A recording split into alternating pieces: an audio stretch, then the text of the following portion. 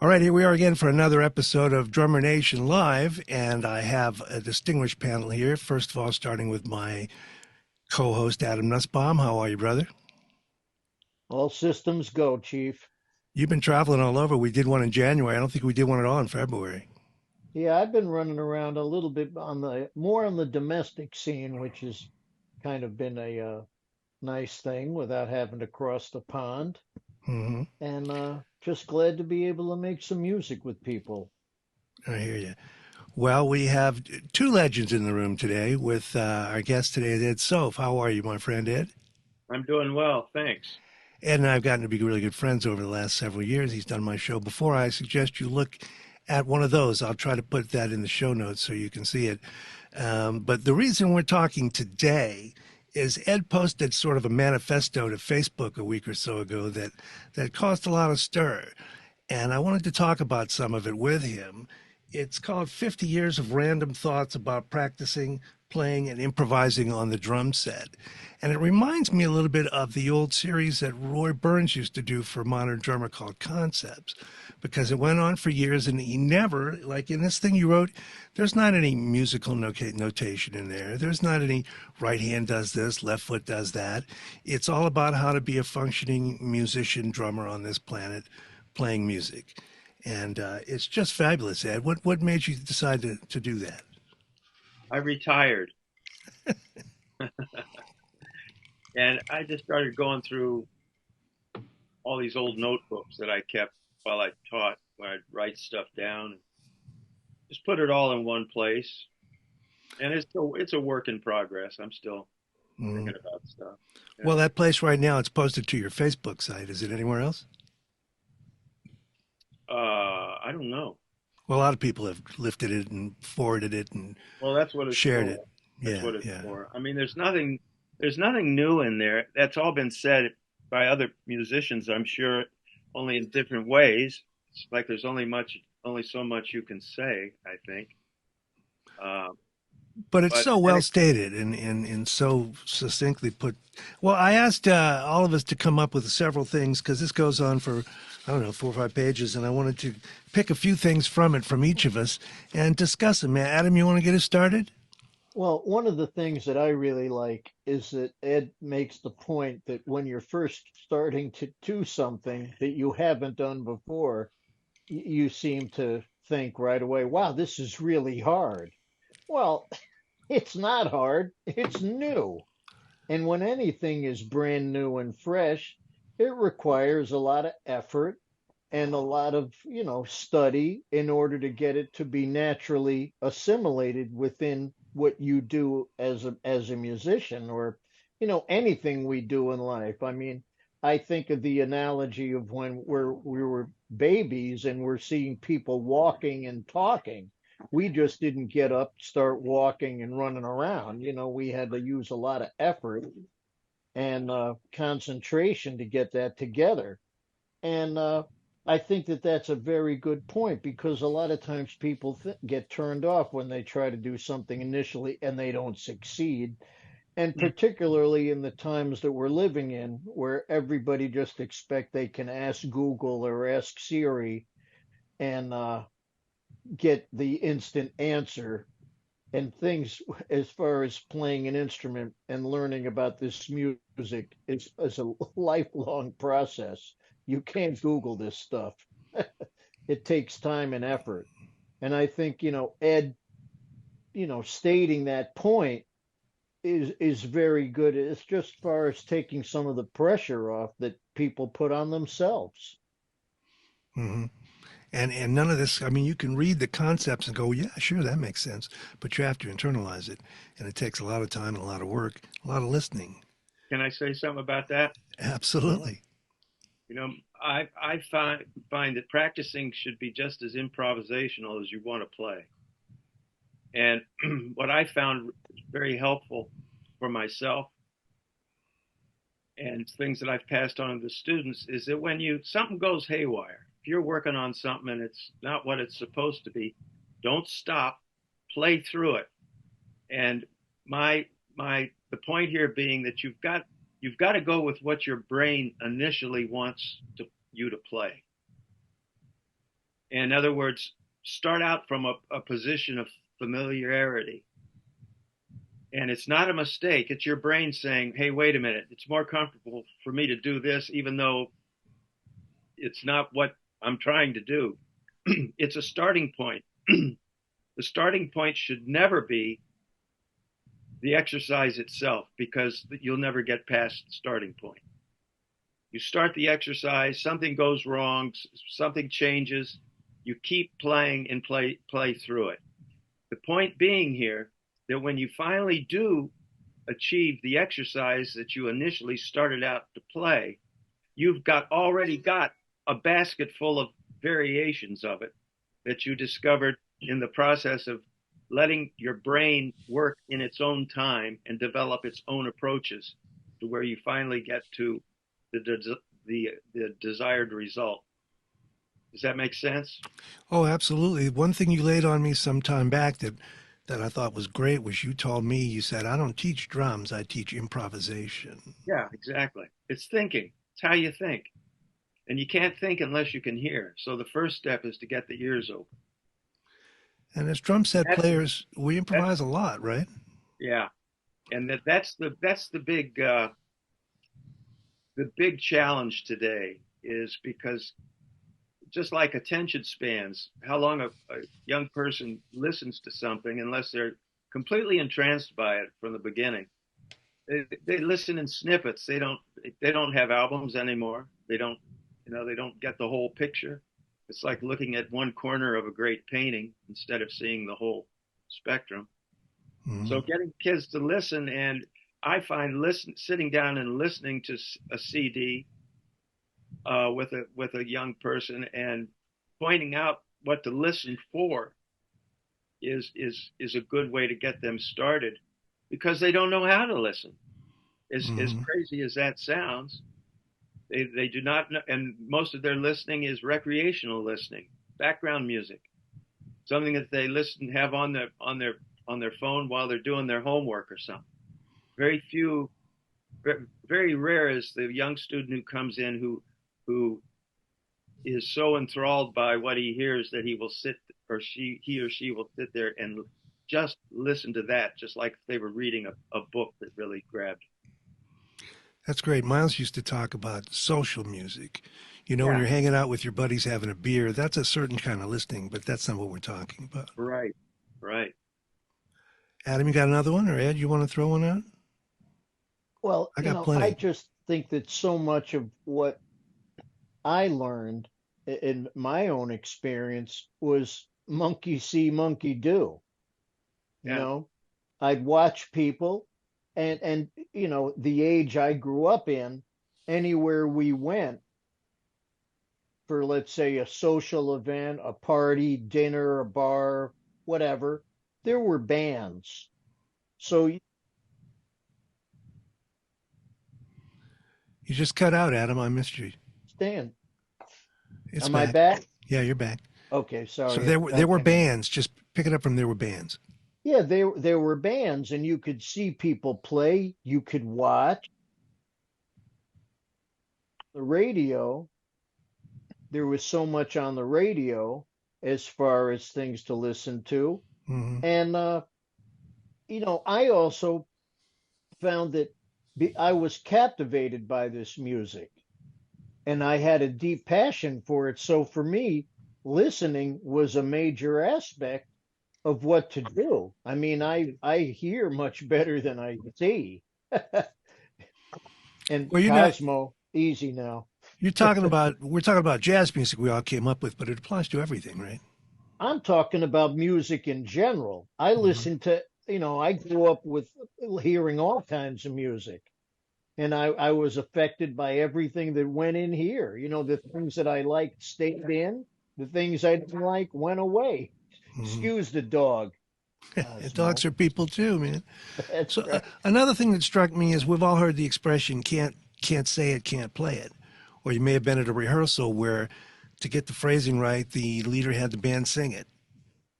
And Ed mentions that in here. Sing parts before you try to play them. Sing one part while playing another. Be patient. Um, Singing is a big deal, don't you think? not vocalizing it, but quietly singing like your inner song.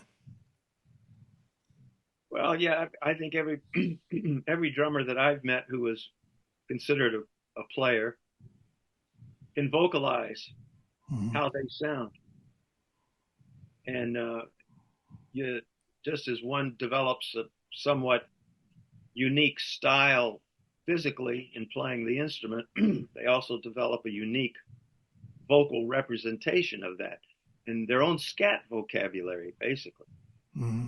And I'd have a student, we'd use the Charlie Parker fake book for this, have them learn how to scat bird heads, and it was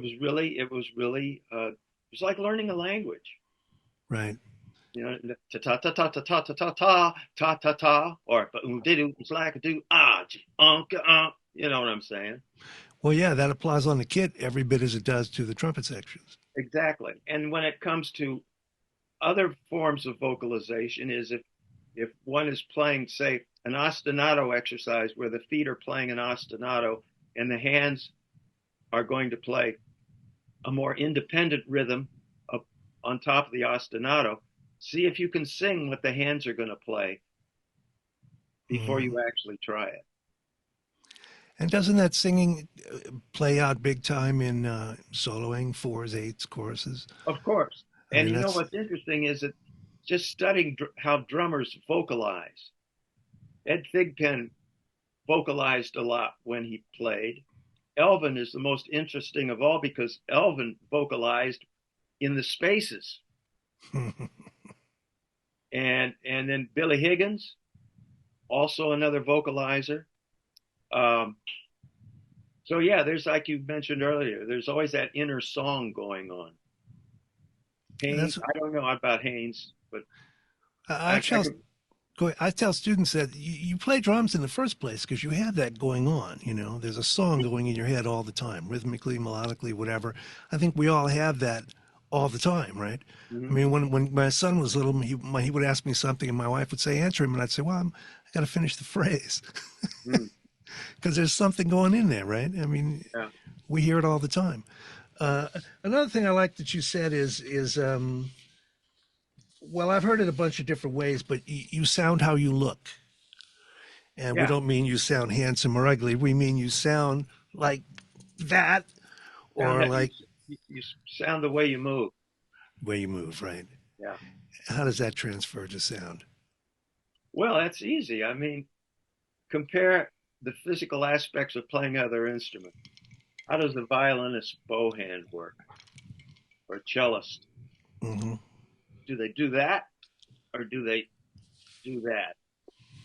And I'm not drawing a conclusion that one way is right or one way is wrong because the death of improvisation is to say that's right and that's wrong. It's appropriate or inappropriate. Get that in your head, and that way you open your world up a little more. But yeah, you sound the way you move. It's that simple. If a string player wants to sound staccato, what kind of motions do they use? Okay. So if you Right. wanted to play a staccato ride pattern, look at how Jimmy Cobb moves. And if you want a legato pattern, how does a string player play legato? How Hmm. does a drummer play legato ride pattern or legato snare drum comping? I mean, Hmm. it's all very basic, and the foundation of the motion is the idea of that control comes from degrees of looseness. You know, Yeah, you for mentioned that years too. when I was in high school band, the teacher would scream at us back in the drum line saying, "Get hold of those sticks, get in control." Of course, we'd all tighten up our grips, was the kiss of death right there. Hmm. So control comes from degrees of looseness, and uh, looseness takes the form of rebound. I mean, this is not rocket science. This is just really simple stuff. But a lot of us don't think about rebound because we only think about the part of the stroke that makes the sound, which is the Hmm. downstroke.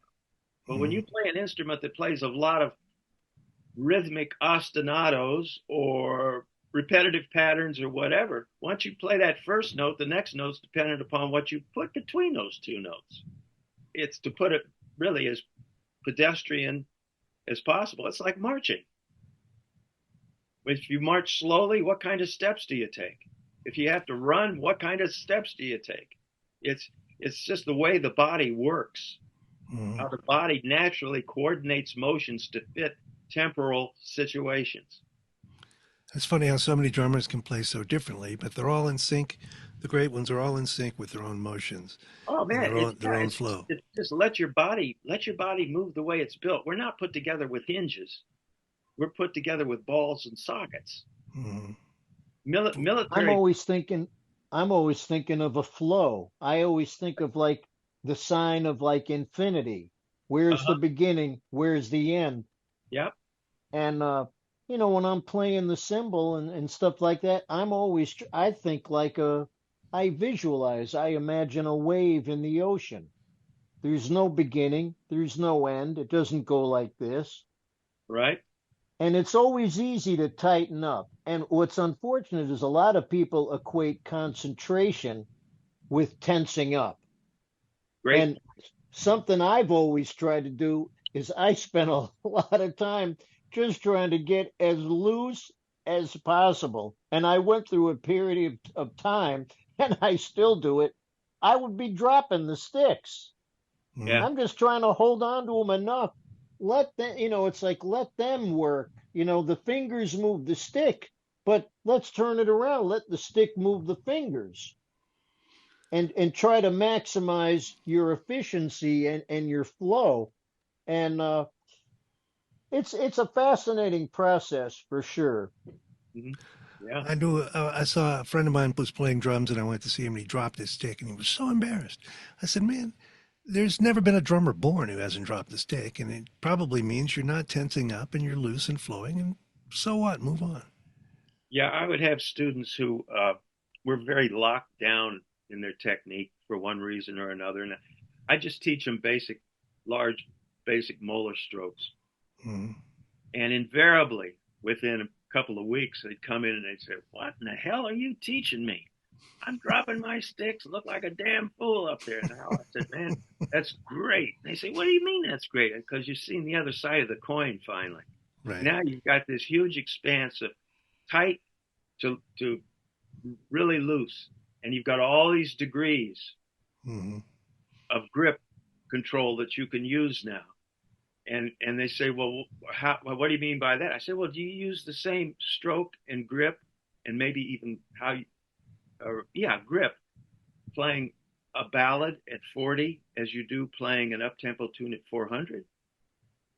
You know, Right. you, the hands are like a brass player's embouchure. It, I always call it the embouchure, the way Yeah, you address having the connection with the stick. That's our exactly. embouchure. That's our embouchure, and it changes Absolutely. according to what we're playing. Loud, Yeah. soft, fast, slow. Whether we're playing a part of the kit that's by nature staccato, like snare drum, or whether we're playing part of the kit that's legato, like a ride pattern. That's deep right there, man. Is Mhm. playing a kit that consists of simultaneously legato and staccato sounds. That's deep. I used to ask students first lesson, I'd say it's kind of a trick question. Is this one instrument or is it a group of instruments? And the answer is, of course, it's both, right? You play a group of instruments so they sound as one instrument. Yeah, And exactly. that's where Big that touch challenge. comes in. Now, Big. another thing that fascinates me, you mentioned, is reading, because you probably had the experience where somebody says, "How do you guys read on drum set? You've got four limbs going on," and they don't realize that those are for exercises. You're not reading all four limbs, but the thing that's unique about it that takes some getting used to is you're not even reading what you're playing. You're reading what the band is playing. Hmm. And then you have to come up with the appropriate feel and fills and figures and all that stuff, which is based on improvisation. Yeah.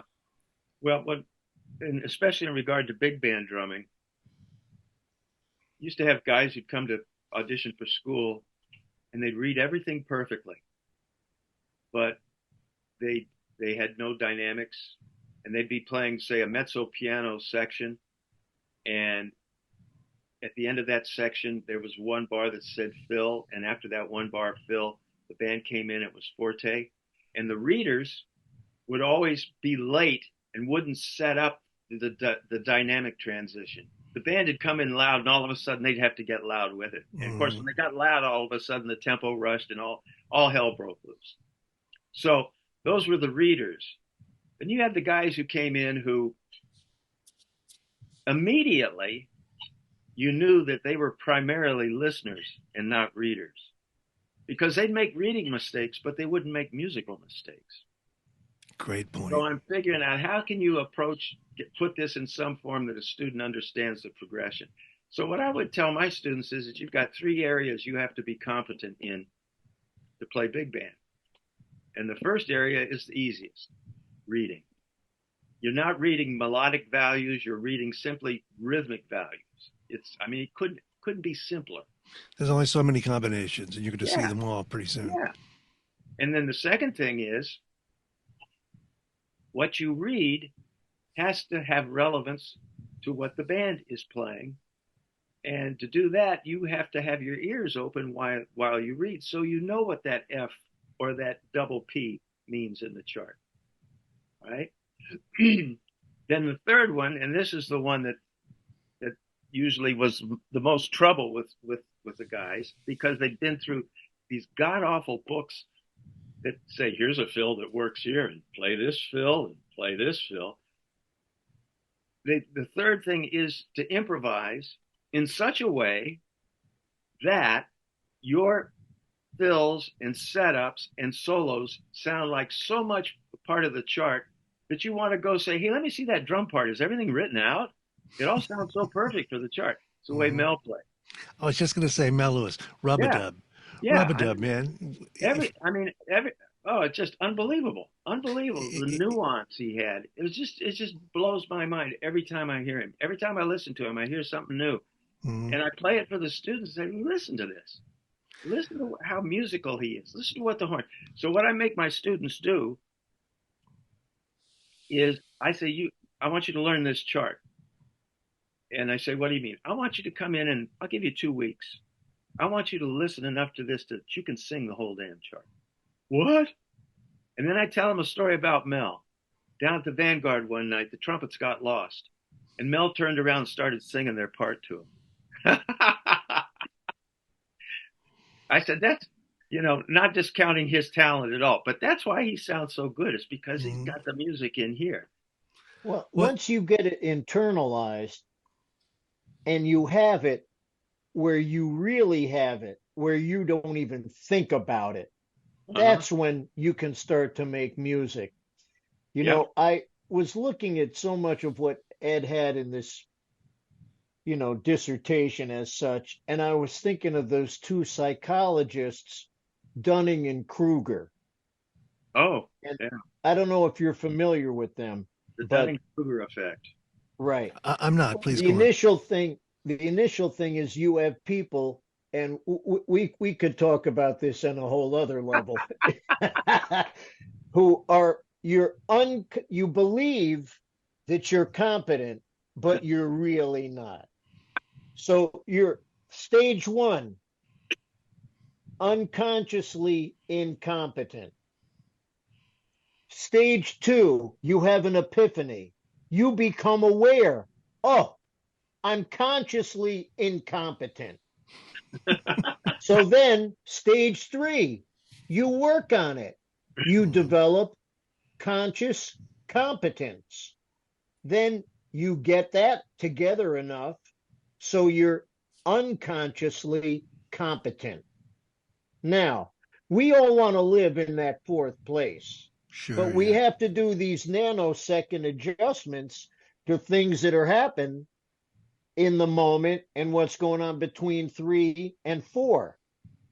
And it's like I'm always telling to the guys when they're playing on a gig, the younger ones, I say, don't think, pay attention. Because once you start thinking, you're getting in your own way. And we want to get to this point of this, that, and I thought the way they put it was pretty great. And, we can relate to all this in all the aspects of things in our life. When you're first that little kid trying to learn how to walk or talk, you're putting a lot of effort in trying to figure out how to do that. and we're failing consistently, but we keep doing it. Now we don't think about these things. And what I find is for me, if I have to learn music, I want to listen to it enough so I get it in here and I don't have to think about it.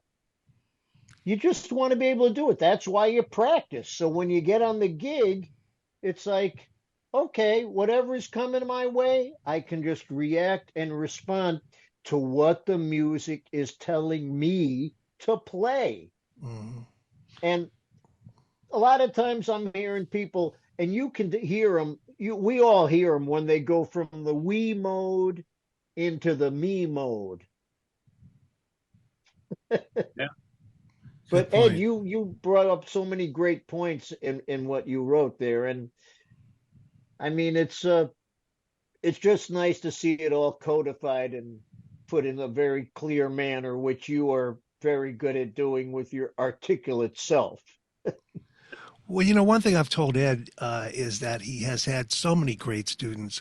They're all over the place, populating the industry, but none of them sound like each other, and none of them sound like Ed. So he's enabled them to fulfill their musical aspirations and speak their voice in a way I that's not think we're kind of imposing. like, I think a great teacher is kind of like all besides giving them information, it's almost like a tour guide where you have to kind of guide people along which way to go and certain things that may help them and Mm. what to do. And I also found through some of my teachers, they also helped me learn about what not to do.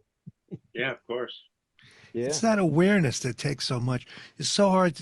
I don't want to say hard. It's so consuming to really master the kit and have the touch and do all these things we're talking about. But then you still have to be aware of the band. Like we've all been in a situation where it might be slowing down or speeding up a little bit. We try not to do that, but you don't ever want it to be moving and you don't know it. You know what I mean? Where you listen back and go, geez, I didn't know we did that. Yeah, and why didn't you know? Hmm.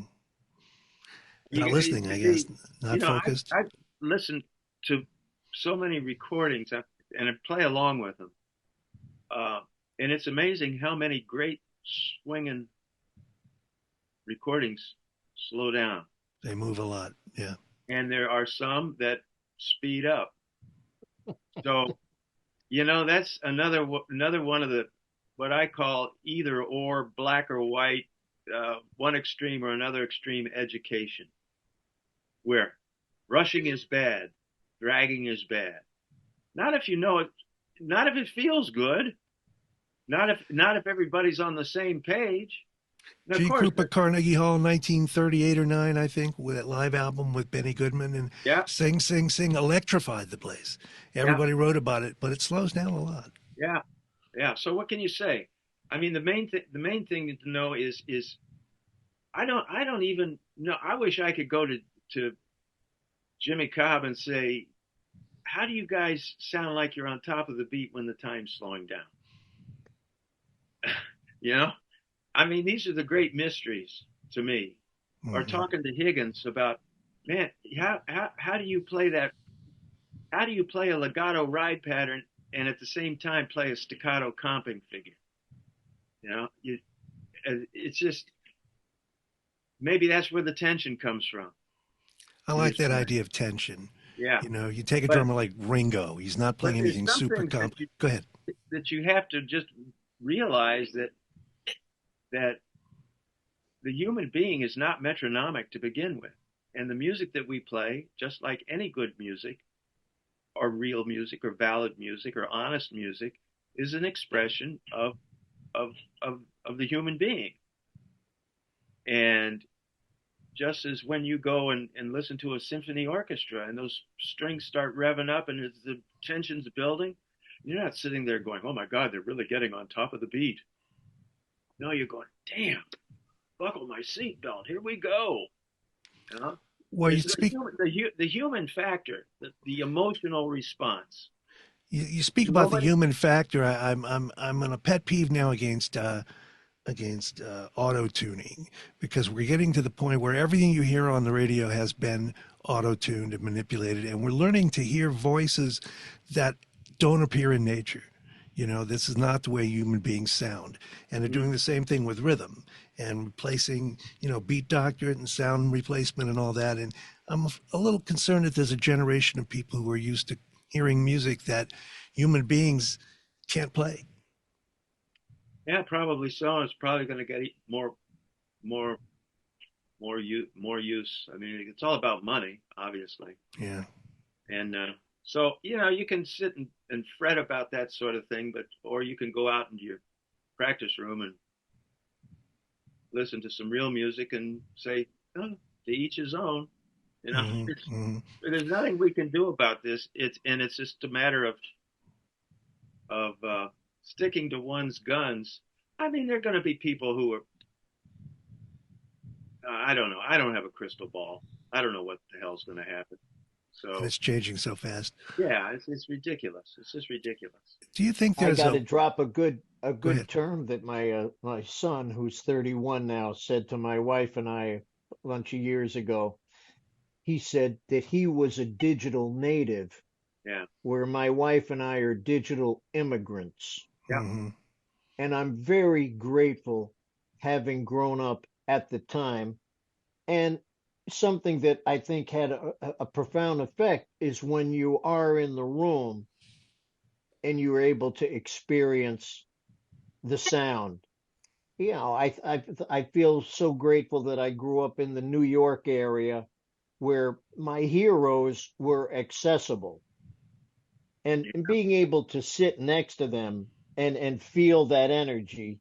There's really no substitute for that. I mean, where you just feeling the air moving, and just how it feels in your body, which is something different now that's going on. You know, there's so many people now, they're just so committed to the digital domain. And it's like, what I find unfortunate is when I'm out at gigs, I'm not seeing enough young people. And I'm always making the announcement. I'll get up and I'll say, hey, let's look around the crowd tonight. We all kind of look like we're in the same age group. I say, drag the youngsters out.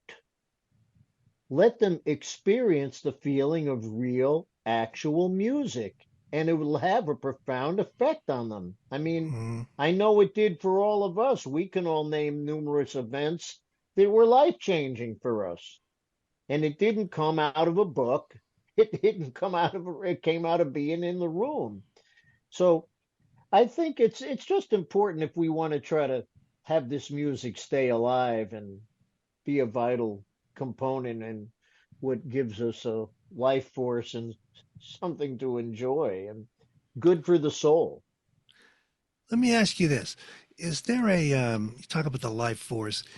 I mean, we're drummers right now, right? We're not sitting at the kit. Is there a, is there something to that? Is it drumming? Is it a lifestyle? Is it a way of looking at the world? Is it a, I mean, we carry ourselves as drummers all the time. It doesn't turn on and off on the bandstand. Does that make any sense? Evidently not. I don't. I've never. Nobody would know I was a drummer unless I told them. Mm, You know, okay. or if they saw me at a gig. I mean, I get all the gigs from my hair, actually. No, I mean, I, for me, I'm trying to be a decent human being who's a good musician who plays the drums. Mm, That's kind of the way I'm trying to do it. And people feel, I think, a sense of commitment, and people can feel an energy. We've all seen people that play, and they're very inward with what they're doing. They're almost like they're afraid to project. And then there's other people where the energy is really radiating outwards, and you can feel that. I mean, I'm hearing a lot of, especially now, I'm hearing so many musicians that have so much ability, but they don't seem to have any sensibility.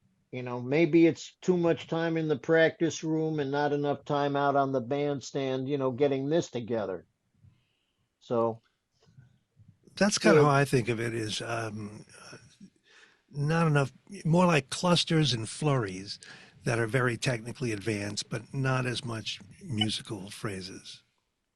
What I found is That's that okay too, though. the best or the most accomplished, I won't say the best, but the most accomplished and the most musical young players that I've encountered. I do a lot of playing with students from the university here at the house. The ones who play with the greatest maturity are the ones who have listened the most to the roots of the music and who know the repertoire. Who you go back, trumpet player comes in, you say, "What do you think of Louis Armstrong?" And if they say, "Oh yeah, he's the father of jazz," and I said, "No, no, no. What do you think of his playing?" "Oh well, I don't really know."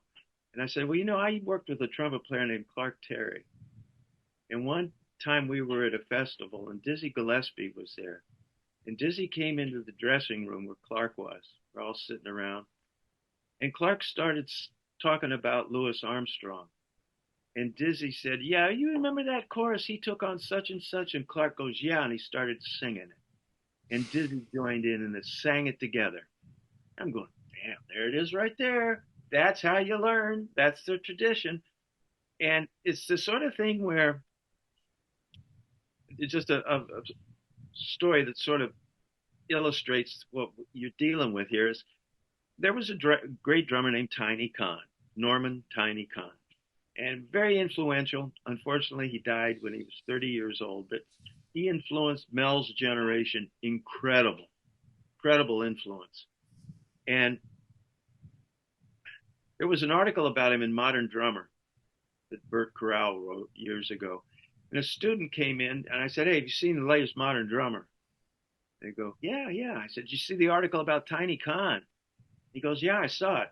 I said, "What'd you think of it?" And he said, "I didn't read it." And I said, "Why didn't you read it?" And he said, "I didn't know who he was." You ready Sorry for to that? laugh. Sorry to You laugh, ready but for that? And I said to the kid, that's "What why do you you read do?" it. Yeah. "What do you do? Are you read? God, do you only read what you know?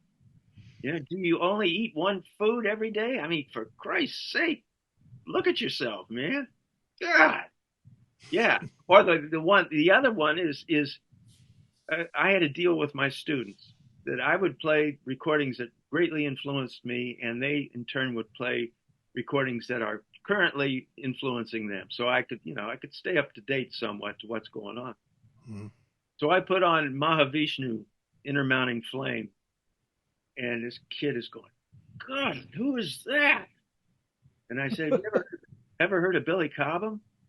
He goes, "Yeah, I've heard of him." I said, "Well, now you've really heard him, you know."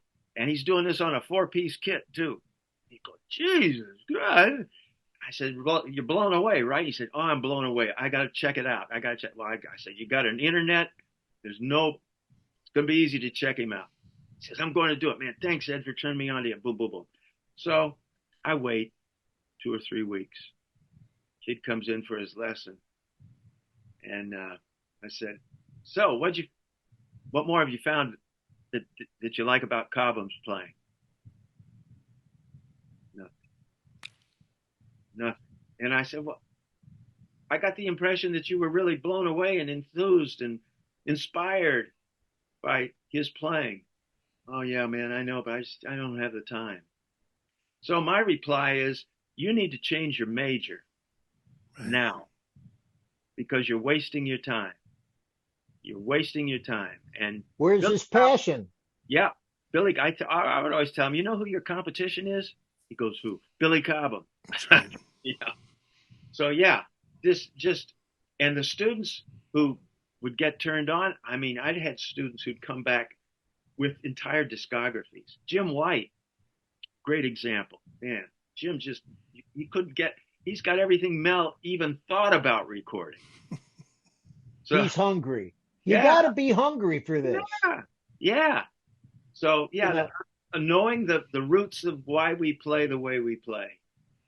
Um, and I've got the affirmation for that from none other than Max Roach. when Mac ran into Max at an airport, we sat down and talked, and he said, "What are you doing in Columbus?" And he had flown into Columbus, Ohio for Sweets Edison's funeral. And I said, "Well, I was teaching a drum set workshop." He turned and looked at me. "What are you teaching those kids?" Ooh. So I had my little CD wallet with me, and I opened it up and pulled out my Baby Dodd CD, talking drums, talking and playing drums. And there you go. There you Mm-hmm. go. Mm-hmm. There you go. And Max goes, "Very good. There you Very good." go. So yeah, I mean it's right there. And I'd have students who'd get turned on by Baby Dodds, and they'd go transcribe all the Baby's solo stuff that's on that recording that Adam's showing. And that's another great one, the Joe Jones, the Yeah, drummer. that's great Woo! too. Yeah. Yeah. You So know, the things that these gentlemen speak about, it's timeless. I mean, it's like when Baby Dodds is talking about, well, you got to play for the benefit of the band. Hello, thank you, good night, Irene. Mm-hmm. That's it. and you can't play with an evil spirit either. Right, right. Yeah, you got to create the good spirit, the good energy for the Yeah. band. Yeah. Amen. I mean, there's nothing new under the sun.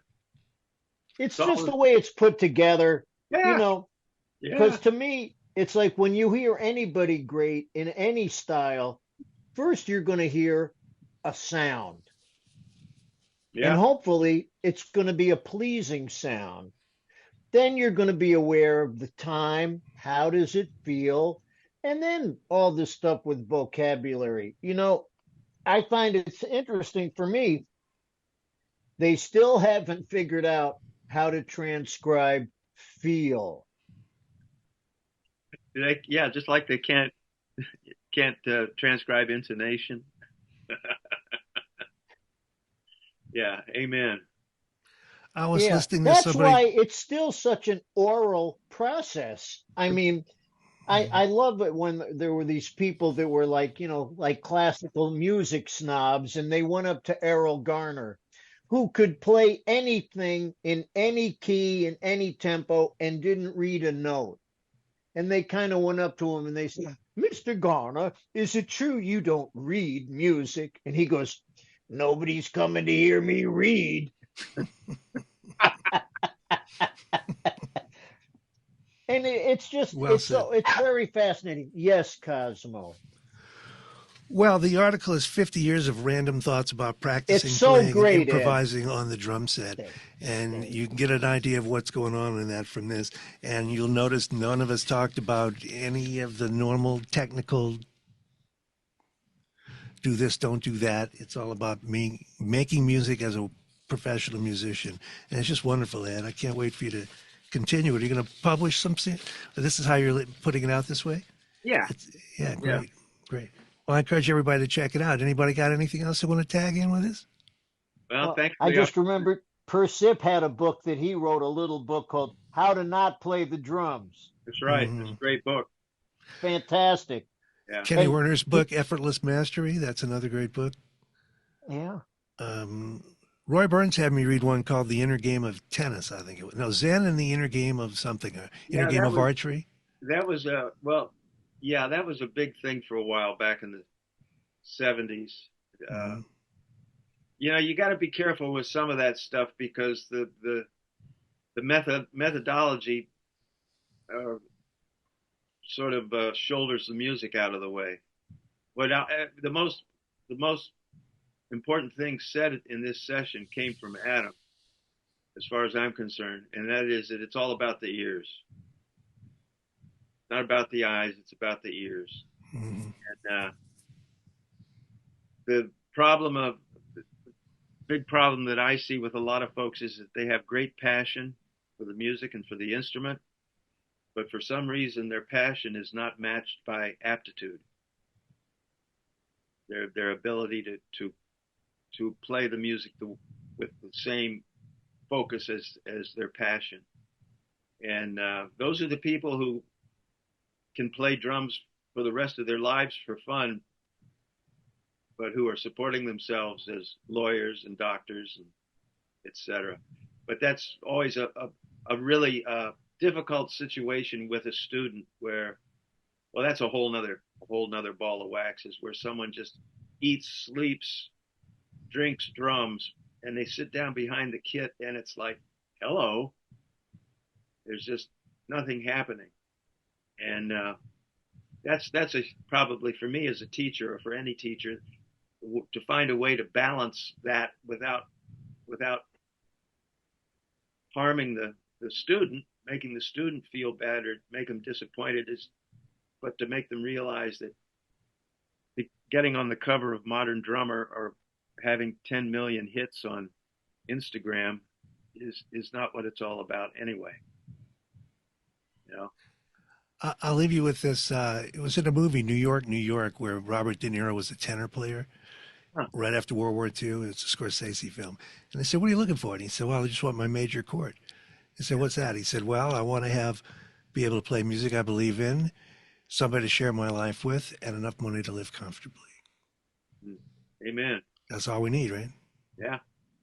I heard a good acronym for the word process that I just found in my phone. I was looking for something else, but I found this: process, play, react, organize, create, exert, strive, and sail.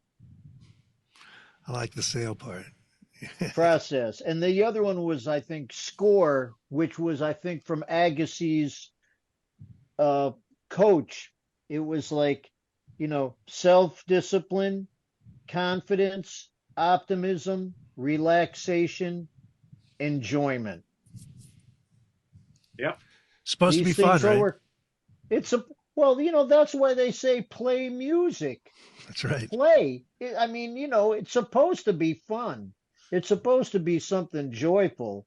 Mhm. And yeah, you know, I'm working tonight. nobody. What are you doing? I'm playing. To me, everything is the work until I get on the bandstand. Then that's the gift of the day. I get to play. Mhm. Right. You know, Lord Every, knows, Ed and I, you too, how many hours we spent on airplanes? Or Go buses. to My generation, it was buses. buses, right? Train bus. yeah, I did a lot of bus stuff too. McNeely told me a great one when he first got on the band with Thad and Mel. When he got on the bus and he saw those two get on, they and the seat morphed into one organism. Yeah.